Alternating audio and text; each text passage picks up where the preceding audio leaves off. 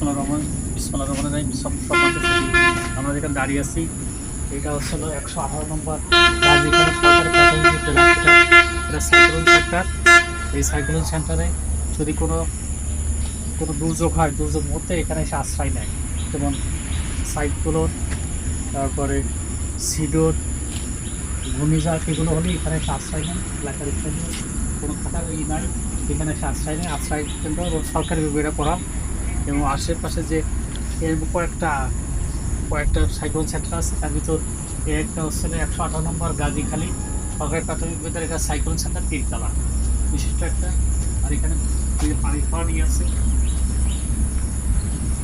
এই যে পানি পড়ছে, এখানে পুরো পানি ট্রেপ আছে, ছাত্ররা পানি খায় আছে।